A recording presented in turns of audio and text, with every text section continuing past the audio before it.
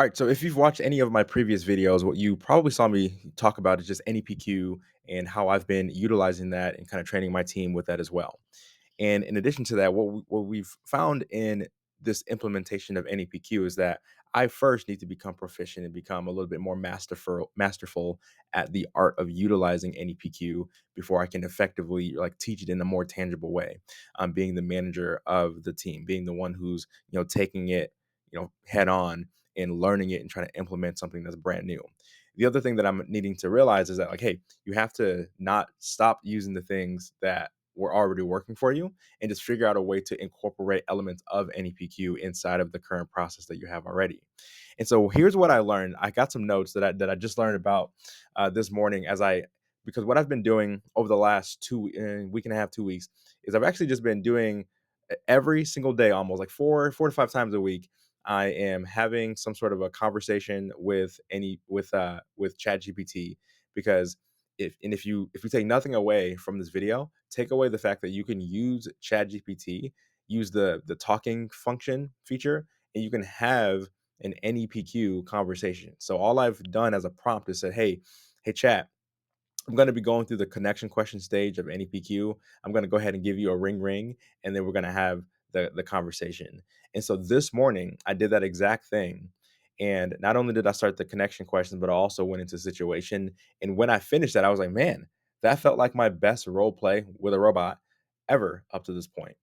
And the realization that I had is that when I'm in connection questions, when I'm in situation questions, I need to kind of not worry about checking every single box.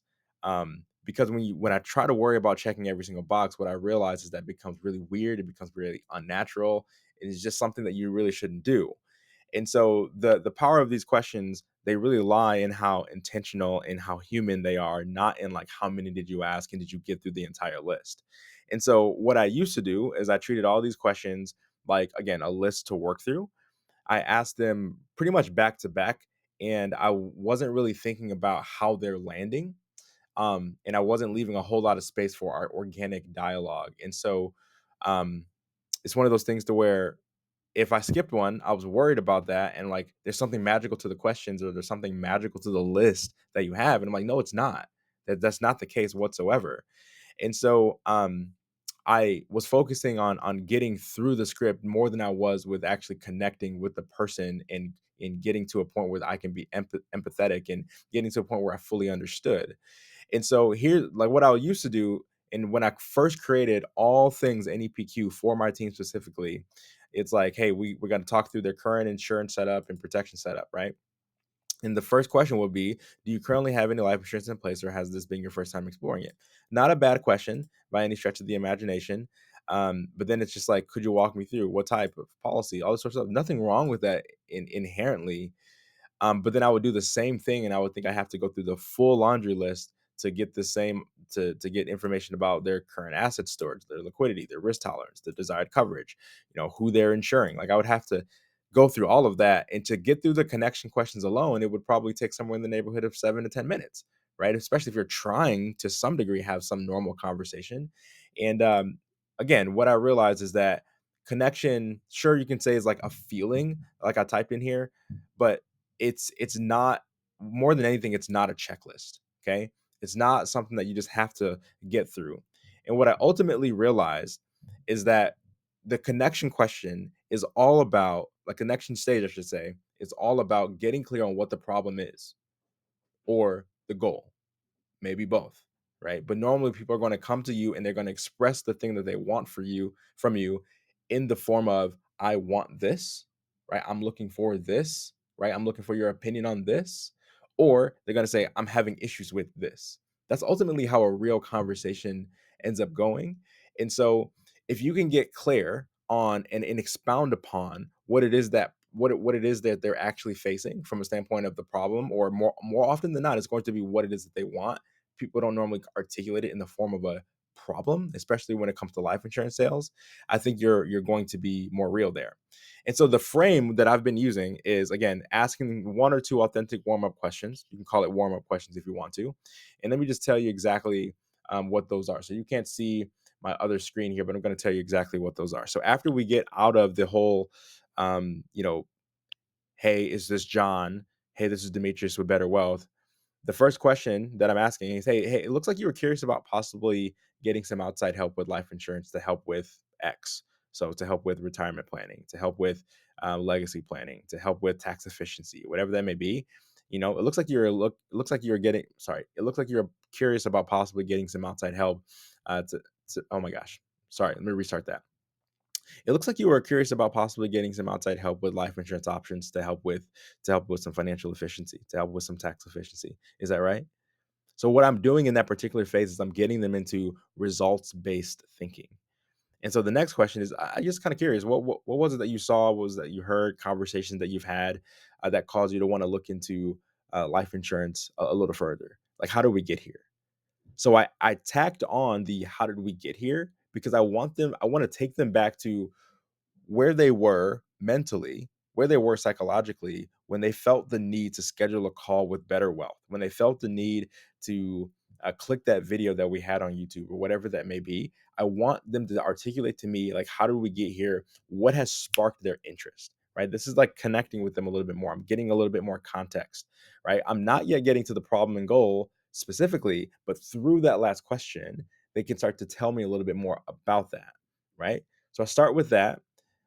Potentially I'd get into what video did they watch if they came to us through YouTube or who their referral was, just to have that context. I may do that, but then from there, what I do is I go straight into the status frame, right? I go straight into the status frame, which is just telling them the lay of the land in terms of what this call is all about, the purpose of the call. So, and just so you're aware, this first call is pretty basic. It's really more for us to get a better understanding of what you have in place now for the financial protection, for retirement planning, for legacy planning, for tax efficiency, whatever that may be, back into the result, compared to any changes that you're wanting to see. Therefore, we can get a better idea of what that gap looks like. And then, if there's any possibility that we can help, I can make some suggestions and we can go there. Would that help? Yes, of course it's going to help them. They're not going to be mad at that. And so I could go straight into, and what were you hoping could happen by possibly working with us? Or what I tend to do is I loop back around to the problem or goal because there's probably a little bit more clarification that I wanted to gather in that conversation. So they may have said something like, I just wanted some financial protection. I'm writing that down. Okay, cool. Sounds good. Status frame.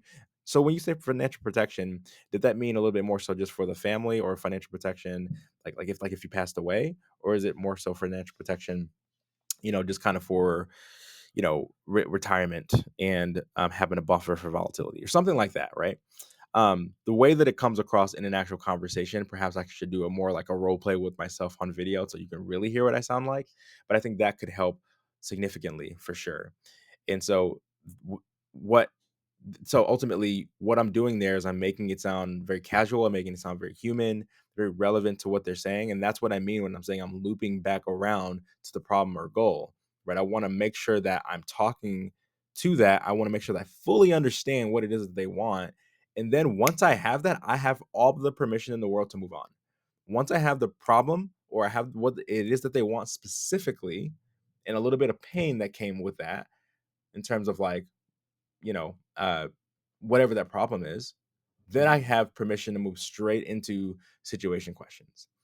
And even when it comes to situation, I don't need to ask every single category imaginable. Situation questions is all about what do they have right now? That's it. Like, what's their current setup? What's their current process? What are they really doing right now? And so the two things that I need to know from a life insurance sales perspective is where are they storing their money and do they have any protection for their family? Once I have that, I have full permission to move on and start to get into widening the gap even more so in problem awareness. So that's the epiphany I had. Let me know if you have any questions whatsoever inside of the comment section here. I'm happy to help in any ways that I can. But again, this is like a journey that I'm having right now of learning NEPQ because I'm very, very bullish on the fact that this will work and make our company millions of more dollars and make myself a lot more money, hundreds of thousands of dollars of extra cash flow as well. At least that's the hope for myself and the team that I lead. So God bless you all. Thanks for watching. And again, let me know what questions you have in the comments.